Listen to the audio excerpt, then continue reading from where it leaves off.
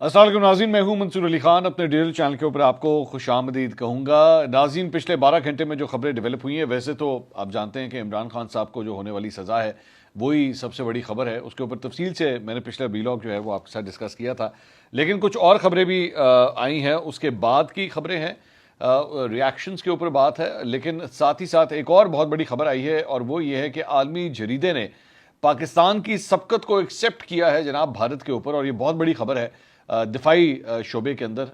थोड़ी देर में ये खबर भी आपके साथ शेयर करेंगे। पाकिस्तानी सियासत के हवाले से मेरे ख्याल में सबसे पहले बात कर लें जो कुछ डेवलपमेंट्स हुई हैं, ख़ासतौर पे इमरान खान साहब को सज़ा देने के हवाले से। उसके ऊपर जो है वो उनके ऑफिशियल ट्विटर अकाउंट से रिएक्शन आया है, और उस पर उन्होंने सबसे कहा है, जी सबसे पहले तो आपने घबराना नहीं है। मैं इस आमरीत को कभी तस्लीम नहीं करूंगा, और इस आमरीत के खिलाफ जदोजहद में मुझे जितनी देर भी जेल की काल कोठरी में रहना पड़ा मैं रहूंगा, लेकिन अपने असूलों और कौम की हकीकी आज़ादी की जदोजहद पर समझौता नहीं करूंगा। हमारा अज़म हकीकी आज़ादी, जमहूरियत और कानून की हुक्मरानी है, जिसके हसूल तक और आखिरी गेंद तक लड़ते रहेंगे। कोई डील नहीं करूंगा और तमाम झूठे केसेस का सामना करूंगा। मैं एक बार फिर कौम को कहता हूं कि हमूदुर रहमान कमीशन रिपोर्ट पढ़ें। पाकिस्तान में 1971 की तारीख दोहराई जा रही है। याह्या खान ने भी मुल्क को तबाह किया, और आज भी डिक्टेटर अपनी आमरीत बचाने के लिए और अपनी ज़ात के फ़ायदे के लिए सब कर रहा है, और मुल्क को तबाही के दहाने पर ला खड़ा कर दिया गया है। अच्छा जी, 1971 के रेफरेंसेस जो हैं एक दफ़ा फिर पोटली में से बाहर आ गए हैं। अब यू कैन इमेजिन के इस वक्त खान साहब का जो माइंड सेट है वो क्या कह रहा है। उन्होंने कहा, आज अलकादिर ट्रस्ट के काले फैसले के बाद अदलिया ने अपनी साख मजीद तबाह कर दी है। जो जज आमरीत को सपोर्ट करता है और इशारों पर चलता है उसे नवाजा जाता है। जिन जजेस के नाम इस्लामाबाद हाई कोर्ट के लिए भेजे गए, उनका वाहिद मेरिट मेरे खिलाफ फैसला देना है। ये केस तो दरअसल नवाज शरीफ और उनके बेटे के खिलाफ होना चाहिए था, जिन्होंने बरतानिया में अपनी 9 अरब की प्रॉपर्टी मलिक रियाज को 18 अरब में बेची। सवाल तो ये होना चाहिए कि उनके पास 9 अरब कहाँ से आए। पैनमा में उनसे जो रसीदें मांगी गई वो आज तक नहीं दी गई। काजी फाइसा के साथ मिलकर हुदैबिया पेपर मिल्स में अरबों रुपए की मनी लॉन्ड्रिंग माफ करवाई गई। अच्छा, अब इसके अंदर एक इंपॉर्टेंट पॉइंट ये है कि मलिक रियाज, अगर आपके मुताबिक इस ट्वीट के मुताबिक जो इनके अकाउंट से की गई है, अगर तो नवाज शरीफ और उनके बेटे के साथ मिलके मलिक रियाज ने इस किस्म की 2 नंबरी की है या फ्रॉड किया है कि 8 अरब की प्रॉपर्टी जो है, सॉरी 9 अरब की प्रॉपर्टी जो है वो 18 अरब में खरीद ली है, मतलब नवाज शरीफ खानदान से, तो 2 नंबरी की है ना। तो आपने इसी शख्स के लिए जो वो कैबिनेट से अप्रूवल ले ली। मतलब एक जगह आप ये खुद ये तासुर दे रहे हैं कि इसने, मलिक रियाज ने शरीफ खानदान के साथ मिल के जो है ये 2 नंबरी की है, तो आपने इसी के लिए कैबिनेट से अप्रूवल ले लिया, और आपने इसी का पैसा जो है वो सुप्रीम कोर्ट में जमा होने दिया, और आपने फिर उसके बाद इसी से 458 कनाल ज़मीन भी ले ली। ये क्या बात हुई। उसके बाद आगे कहते हैं, जी अलकादिर ट्रस्ट का एक ऐसा फैसला है जिसका पहले ही सबको पता था। चाहे फैसले की ताखीर हो या सज़ा की बात, सब पहले ही मीडिया पर आ जाता है। अदालती तारीख में ऐसा मजाक कभी नहीं देखा गया। जिसने फैसला जज को लिखकर भेजा है उसने मीडिया को भी लीक किया। मेरी अहलिया घरेलू खातून है जिनका सियासत से कोई ताल्लुक नहीं है। बुशरा बीबी को सिर्फ इसलिए सजा दी गई ताकि मुझे तकलीफ पहुंचाकर मुझ पर दबाव डाला जाए। मुज़ाकरात में अगर 9 मई और 26 नवंबर पर जुडिशल कमीशन बनाने पर कोई पेशरफ नहीं होती तो वक्त ज़ाया करने का कोई फ़ायदा नहीं। बददियानत लोग अब कभी न्यूट्रल अंपायर्स को नहीं आने देते। हुकूमत जुडिशल कमीशन के मुतालबे से इसीलिए राह फरार इख्तियार कर रही है क्योंकि वो बददियानत है। अच्छा, बददियानत लोग कभी न्यूट्रल अंपायर्स को नहीं आने देते। तो खान साहब एक जगह पे फरमाते थे कि न्यूट्रल जानवर होता है, अब खान साहब खुद जो है वो ये कह रहे हैं कि जनाब उनको न्यूट्रल अंपायर्स चाहिए। तो खैर ठीक है, डजंट मैटर। तो ये इमरान खान साहब के ट्विटर अकाउंट से ये रिएक्शन आया। ज़हन में रखिएगा, मैं लफ्ज़ कह रहा हूँ कि उनके ट्विटर अकाउंट से ये रिएक्शन आया है। इमरान खान साहब का रिएक्शन नहीं है ये। मतलब ज़ाहिरी बात है, he is not using Twitter, सो ये डेफिनेटली या तो कोई मैसेजेस के ज़रिए सब कुछ हुआ है, या जो भी उनके ट्विटर अकाउंट को हैंडल कर रहा है उसने अपनी मर्ज़ी से ये लफाजी जो है वो की है। इसके अलावा ख्वाजा आसिफ साहब जो है वो कल रात को ARY के एक शो के अंदर आए हुए थे।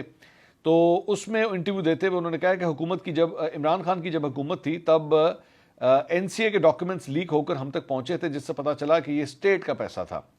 लेकिन उस जमाने में मलिक रियाज को 460 अरब रुपए के जुर्माने के लिए सुप्रीम कोर्ट में एक अकाउंट खोला गया, जिसमें जुर्माने की मद में ये पैसे जमा कराए गए। अब वो अकाउंट भी डिफॉल्ट कर चुका है क्योंकि मलिक रियाज साहब इसमें जुर्माने की एक साथ जमा नहीं करा रहे।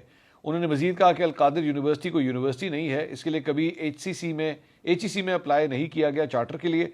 ये गवर्नमेंट कॉलेज लाहौर से इल्हाक शुदा एक कॉलेज है जिसमें सिर्फ 2 सब्जेक्ट्स पढ़ाए जाते हैं। पिछले 4 माह के अंदर वो एक किस्म का कंप्यूटर कॉलेज है जो शहरों में बनाए जाते हैं, इससे ज़्यादा उसकी कोई हैसियत नहीं है। एक सवाल के जवाब में उन्होंने कहा कि क्या वो बंद लिफाफा खुलना चाहिए जिसका ख्वाजा आसिफ साहब जिक्र कर रहे हैं। انہوں نے کہا کہ جب ہماری حکومت آئی تھی اس نے ایک کمیٹی بنائی تھی جس کی چیئرمین شپ میرے پاس تھی. اس میں یہ لفافہ بہت سے لوگوں کے سامنے کھولا گیا. میں چیک کروں گا اور حکومت کو کہوں گا کہ اگر کوئی قانونی پہلو آڑے نہیں آتا تو اس کو پبلک کریں. انہوں نے کہا کہ حسن نواز اور ملک ریاض کے درمیان ہونے والی ڈیل کو این سی اے نے کلین چٹ دی تھی. تو اب یہاں پہ بھی جو ہے وہ ایک بند لفافہ آ گیا ہے. جس طرح آپ کو یاد ہوگا کہ سائفر کا بھی ایک بند لفافہ تھا جسے کھولا نہیں جا سکا تھا, اور اسے کھولے بغیر ہی جو ہے وہ سائفر پڑے بغیر ہی جو ہے عمران خان صاحب کو اس کے اندر بھی سزا سنا دی گئی تھی. تو یہاں پہ بھی کھول دینا چاہیے تھا میرے خیال میں یہ لفافہ. یہ تو کوئی ایسی کوئی اسٹیٹ سیکرٹ تو ہے نہیں. وہ سائفر جو ہوتا ہے نا وہ پھر بھی ایک سیکرٹ ڈاکیومنٹ ہوتا ہے. یہ پتہ نہیں اسے کیوں نہیں کھولا گیا, اسے کھول لینا چاہیے تھا. اچھا جی, اس کے علاوہ وزیر قانون کا اعظم جدید تارڑ صاحب کا ایک بیان آیا ہے. انہوں نے کہا ہے کہ عمران خان کو ملنے والی سزا کے حوالے سے کہ آرٹیکل 45 کے تحت سربراہ مملکت یعنی صدر کے پاس یہ اختیار ہے اور اس کے پر عدالتی فیصلے بھی ہیں. اگر کوئی صدر کو رحم کی اپیل کرتا ہے اور صدر کو لگتا ہے کہ وہ رحم کے قابل ہیں تو وہ معاف کر سکتے ہیں. تو یہاں پہ سوال یہ ہے کہ پچھلے سال جنوری میں جب عمران خان صاحب کو 3 مختلف مقدمات میں سزائیں ہوئی تھیں تو اس وقت عارف علوی صاحب جو ہے وہ صدر تھے پاکستان کے. تو عمران خان صاحب نے تو ان سے بھی رحم کی اپیل نہیں کی تھی یا ان سے بھی جو ہے وہ اپنی سزا معاف کرانے کی اپیل نہیں کی تھی. تو اب مطلب یہ پوائنٹ کہنا کہ جناب وہ اب معافی ان کو مل سکتی ہے اگر وہ صدر سے معافی کی اپیل کریں, تو کیا وہ اپیل کریں گے؟ میرا نہیں خیال وہ صدر آصف علی زرداری صاحب سے اپیل کریں گے کہ جی مجھے معاف کر دیا جائے. اور اس ساری چیز کے اندر دوبارہ میں وہی سوال کرنا چاہوں گا کہ اس سارے معاملے کے اندر آپ ذرا نوٹ کریں, کیونکہ ایک دم عارف علوی صاحب کا ذہن میں آیا اور میں خود بھی کراچی کے اندر ہی بیٹھا ہوں. عارف علوی صاحب کدھر ہیں؟ کہاں ہے عارف علوی صاحب؟ مطلب یہاں پہ آج ان کے کپتان کو, میرے کپتان کو سزا اناؤنس ہو گئی کل, اور باقی مسٹر گوہر, عمر ایوب, یہ سارے کے سارے کافی ایکٹیو نظر آ رہے ہیں. عارف علوی صاحب کدھر ہیں؟ آخر وہ نظر کیوں نہیں آ رہے کہیں پہ, ہے نا؟ سوال آ رہا ہے نا ذہن میں.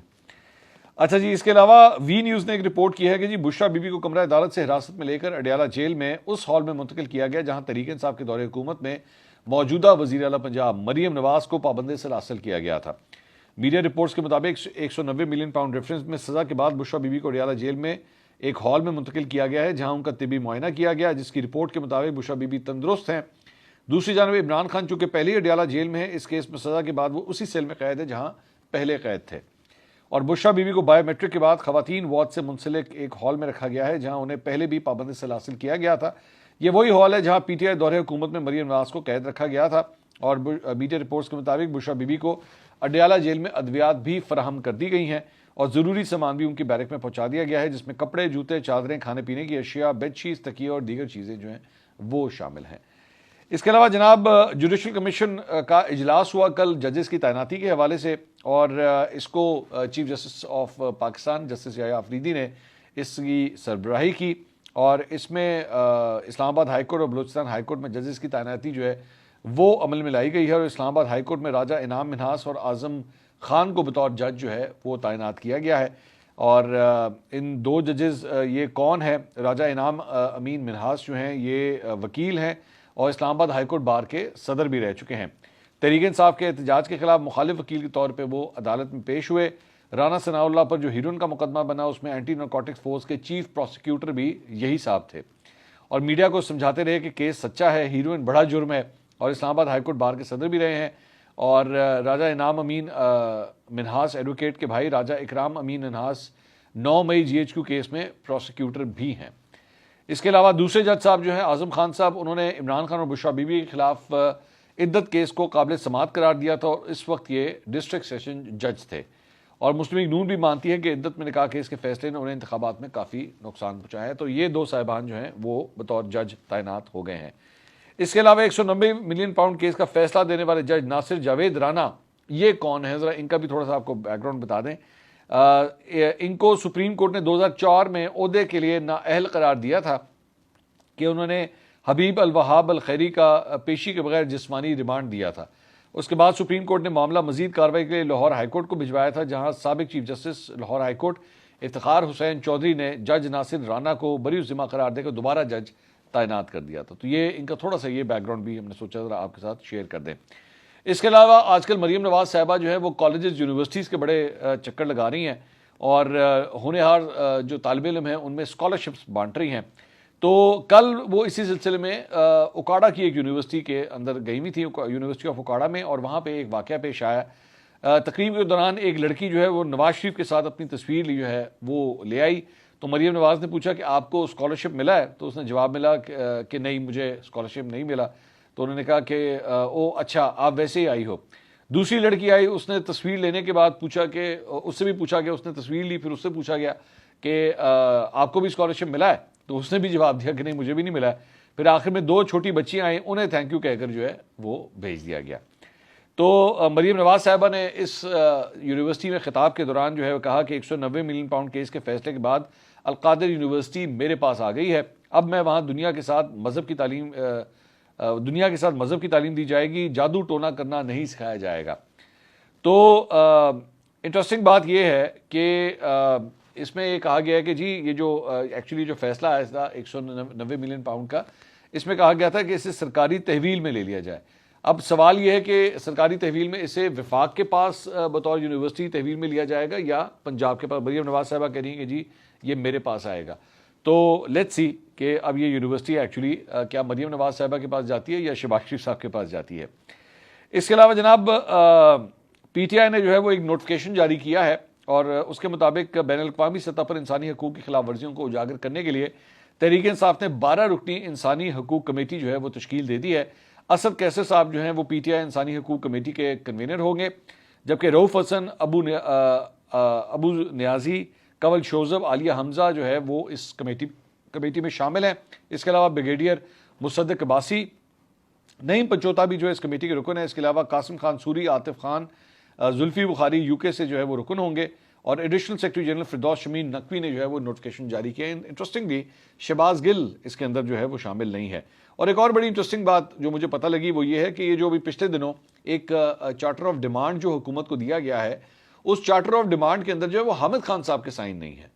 اب یہ جو کمیٹی بنی تھی پاکستان تحریک انصاف کے حوالے سے، اس میں حامد خان صاحب کا نام بھی تھا، لیکن اس چارٹر آف ڈیمانڈ میں حامد خان صاحب کے سائن جو ہیں وہ وہاں پہ موجود نہیں ہے۔ دس از کوائٹ سرپرائزنگ، کیونکہ وہ ممبرس کے نام آ رہے تو میں نے سوچا یہ خبر بھی آپ کے ساتھ شیئر کی جائے۔ اس کے علاوہ ایس آئی ایف سی کی جانب سے جناب جو ہے وہ ٹویٹ کیا گیا ہے، اور انہوں نے ٹویٹ کیا The World Bank's Board of Directors approved Pakistan's first ever 10-year country partnership framework CPF valued at $20 billion۔ تو کہ جی انہوں نے کہا کہ ورلڈ بینک نے جو ہے وہ $20 ارب کا یہ قرض جو ہے وہ پاکستان کے لیے 10 سال کے لیے اپروو کیا ہے۔